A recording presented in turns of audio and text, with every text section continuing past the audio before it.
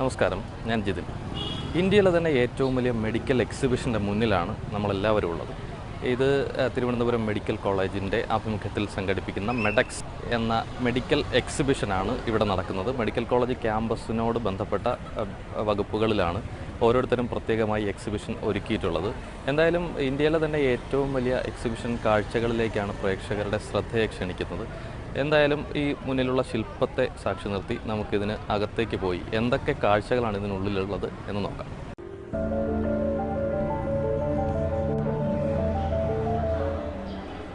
Medical exhibition ഇതിൻ്റെ കലാവിന്യാസത്തിനായി ഏതാണ്ട് 2 മാസത്തോളം സമയമെടുത്തു. കാരണം സാധാരണക്കാർക്ക് പെട്ടെന്ന് മനസ്സിലാകുന്ന ഭാഷയിലല്ല ശാസ്ത്രം അല്ലെങ്കിൽ വൈദ്യശാസ്ത്രം പ്രത്യേകിച്ചും രൂപപ്പെടുത്തിയിരിക്കുന്നത്. അന്ന് അവയവങ്ങളുടെ പേരുകൾ, അത്തരം കാര്യങ്ങൾ, രോഗങ്ങളുടെ പേരുകൾ, രോഗനിർണയമൊക്കെ. അപ്പോൾ അതിനെ ജനങ്ങൾക്ക് എങ്ങനെ മനസ്സിലാകുന്ന രീതിയിൽ അവതരിപ്പിക്കാം എന്നുള്ളൊരു അന്വേഷണം നടത്തിയത് ഈ കലാവിന്യാസത്തിലൂടെയാണ്.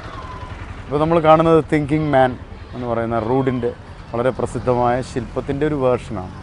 ആ ശില്പം പരിപൂർണമായ ഒരു ശില്പമാണ്. പക്ഷേ ആ ശില്പത്തിനെ ഒരു സ്കെലറ്റൽ രൂപത്തിലേക്ക് നമ്മൾ മാറ്റിയിരിക്കുകയാണ്.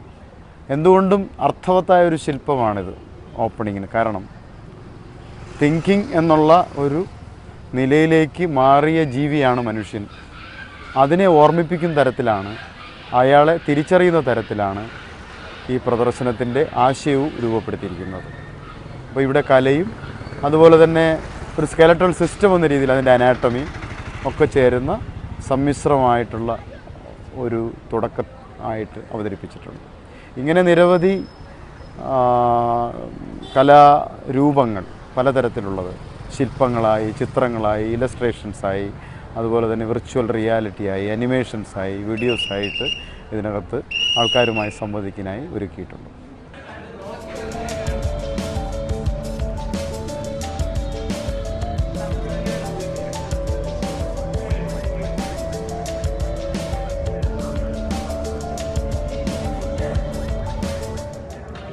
തിരുവനന്തപുരം മെഡിക്കൽ കോളേജിൻ്റെ 65ാം വാർഷികത്തോടനുബന്ധിച്ച് ആരോഗ്യ സർവകലാശാല വിദ്യാർത്ഥി യൂണിയനും തിരുവനന്തപുരം മെഡിക്കൽ കോളേജും സംയുക്തമായിട്ട് തിരുവനന്തപുരം മെഡിക്കൽ കോളേജ് ജനുവരി 3 മുതൽ 31 വരെ മെഡിക്കൽ എക്സിബിഷൻ 2017 നടത്തുകയാണ്.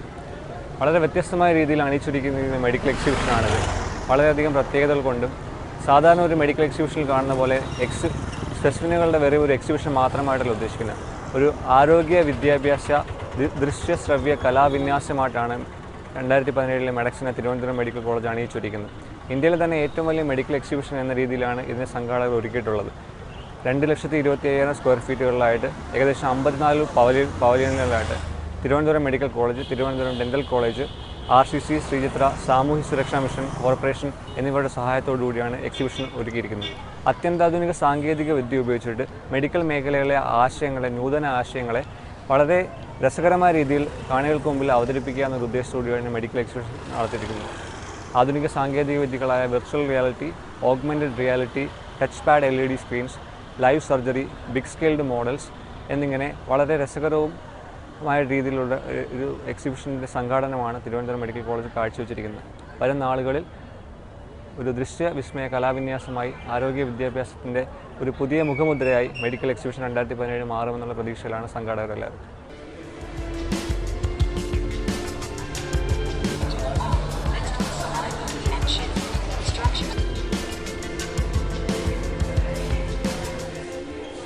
ഇത് പോളിമറൈസ് ചെയിൻ റിയാക്ഷനാണ്.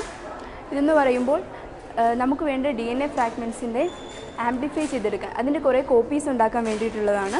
3 സ്റ്റെപ്പുണ്ട്: denaturation, primer annealing and extension. ഇത് DNA ഫിംഗർ പ്രിൻറ്റിങ്ങിനൊക്കെ കൂടുതലായിട്ടും യൂസ് ചെയ്യുന്നു. ഇത് ഇലക്ട്രോഫോറസിസ് എന്ന് പറയുമ്പോൾ കുറേ DNA ഫ്രാഗ്മെൻറ്റ്സിൽ നിന്ന് നമുക്ക് വേണ്ട ഫ്രാഗ്മെൻറ്റിനെ സെപ്പറേറ്റ് ചെയ്തെടുക്കാൻ വേണ്ടിയിട്ടുള്ളതാണ്. പോസിറ്റീവ് ആൻഡ് നെഗറ്റീവ് ഇലക്ട്രോഡ്സ് ഇവിടെ ഘടിപ്പിക്കും. അപ്പോൾ അവരുടെ ചാർജിൻ്റെ ബേസിസിലും അവരുടെ സൈസിൻ്റെ ഡിഫറൻസ് വെച്ചിട്ടും അവരെ നമുക്ക് സെപ്പറേറ്റ് ചെയ്തെടുക്കാവുന്നതാണ്. ഇമ്മ്യൂണോഅസേ, HIV ഇൻഫെക്ഷൻ ഉണ്ടോ ഇല്ലയോ എന്ന് ഡിറ്റക്റ്റ് ചെയ്യാൻ വേണ്ടിയിട്ടുള്ളതാണ്. എന്ന് പറയുമ്പോൾ ആ പാത്തോജൻ്റെ ബോഡിയിലുള്ള ആൻറ്റിജൻ അല്ലെങ്കിൽ നമ്മുടെ ബോഡിയിൽ അതിന് എഗൻസ്റ്റ് ആയിട്ടുണ്ടാകുന്ന ആൻറ്റിബോഡിയുടെ പ്രസൻസ് വെച്ചിട്ടാണ് നമ്മളിത് ഡിറ്റർമിൻ ചെയ്യുന്നത്. ഇതിനുണ്ട് ഉപയോഗിക്കുന്ന ടെസ്റ്റാണ് ELISA enzyme linked immunosorbent assay. Spectrophotometry ഒരു ഗിവൺ സാമ്പിളിലുള്ള എന്തിൻ്റെയെങ്കിലും കോൺസെൻട്രേഷൻ അവരുടെ അതിൽ നിന്ന് എമിറ്റ് ചെയ്യുന്ന ലൈറ്റിൻ്റെ പ്രസൻസ് വെച്ചിട്ട് നമ്മൾ ഡിറ്റർമിൻ ചെയ്യും.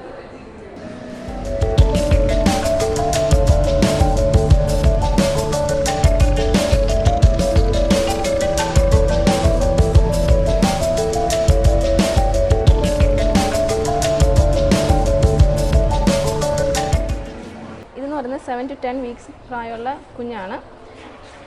ഇതിൽ നമ്മുടെ ബോഡിക്ക് ആവശ്യമായ എല്ലാ ഓർഗൻസും ഈ കുഞ്ഞിൽ തന്നെ ആദ്യത്തെ 3 മാസത്തിൽ തന്നെ ഡെവലപ്പായി വരും.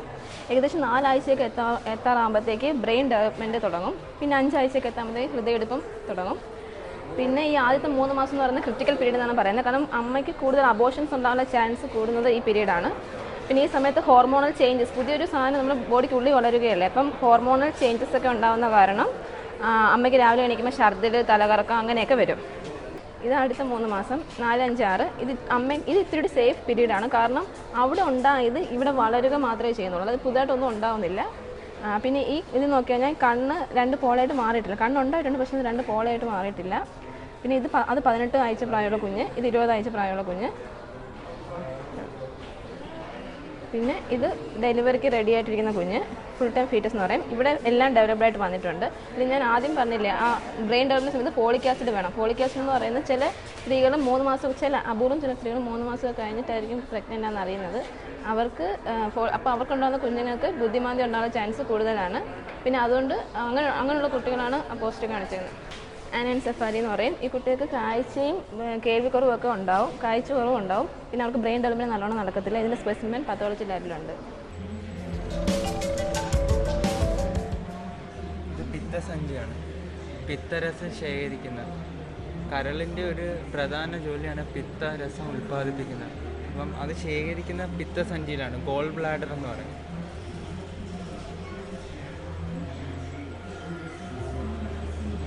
വൻകുടലാണ്, നോർത്ത് ഇൻറ്റെസ്റ്റൈൻ. ഇതാണ് അപ്പൻഡിക്സ്.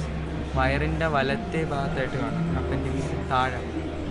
ഇത് സീക്കം. 3 ഭാഗങ്ങളുണ്ട് വൻകുടലിന്. സീക്കം ഈ വീർത്തിരിക്കുന്നത്, ഇവിടുന്ന് ഇവിടെ വരെ കോളൻ. ഇത് റെക്ടം എന്ന് പറയും. ഇതാണ് ചെറുകുടൽ. വിൻസെൻ്റ് വാൻ ഗോഫ്, അതായത് പുള്ളി ഈ സൈക്കോസിന് ട്രീറ്റ്മെൻറ്റ് എടുത്തിട്ടുള്ള, അതായത് അദ്ദേഹം ഒരു മെൻ്റൽ അസൈലത്തിനകത്ത് അഡ്മിറ്റ് ചെയ്തിട്ടുള്ള ഒരാളാണ്. സ്വന്തം ചെവി എന്നെ മുറിച്ച് കളഞ്ഞത് അത്രയ്ക്ക് കോംപ്ലിക്കേറ്റഡ് ഉള്ള ഒരു അവസ്ഥയിലെത്തിയാണ്. പുള്ളി ആദ്യം വരച്ച സ്റ്റെയറിനായിട്ട്, അതായത് ഈ പിക്ചർ, ഇതിനകത്ത് പുള്ളി പറയുന്നത് ആ ഒരു ലോകം പുള്ളി എങ്ങനെയാണ് നമ്മുടെ വേൾഡിനെ പെർസീവ് ചെയ്തു, അതിനൊരു ഇതിലാണ് ഈ സ്റ്റെയറിനായിട്ടിൽ നിന്ന് ഒരു ഇത് വരുന്നത്. പിന്നെ സ്റ്റെയറിനൈറ്റിൽ ആ ലോകത്തിൽ ഫുള്ളൊരു സർക്കിൾസ് ചില കാണാമല്ലോ, മേളിൽ ആ ഒരു സർക്കുലർ ലൂപ്സിൽ ലോകം ഇങ്ങനെ ഇരിക്കുന്നു. അതാണ് ആ എക്സ്പേർട്സ് ഇതിനെപ്പറ്റി എക്സ്പ്ലെയിൻ ചെയ്യുന്ന ഒരു പുള്ളി എങ്ങനെയാണ് ലോകത്തിന് ആ ഒരു ഇത് ഒരു ഹാലൂസിനേറ്റഡ് പിക്ചർ ആണെന്ന് നമുക്ക് പറയാൻ പറ്റത്തില്ല.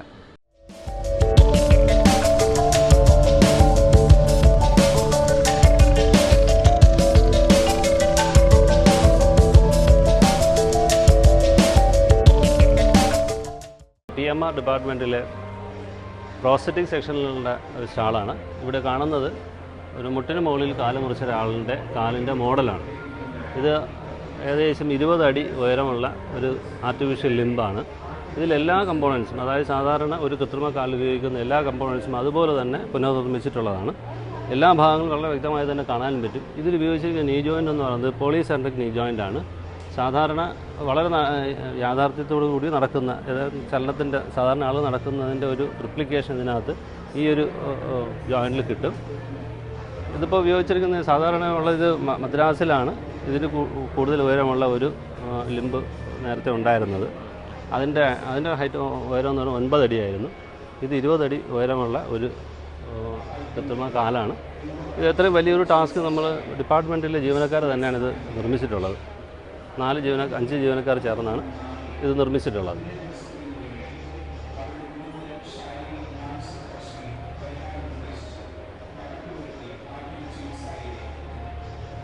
ഇത് മുട്ടിന് മുകളിൽ കാല് മുറിച്ച ഒരാളുടെ ഒരു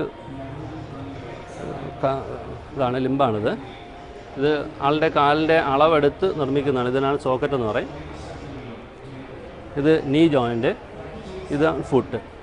ഇത് സാധാരണ നടക്കുന്ന പോലെ നമ്മൾ വെയിറ്റ് കൊടുക്കുന്ന സമയത്ത് ഇതിൻ്റെ നീ ജോയിൻറ്റ് തനിയെ തന്നെ ലോക്കാവും. അതുകൊണ്ട് പെട്ടെന്ന് മുട്ട് മടങ്ങിപ്പോകില്ല. സാധാരണ ഒരാൾ നടക്കുന്ന പോലെ തന്നെ നമുക്കിത് ഉപയോഗിച്ച് നടക്കാൻ പറ്റും.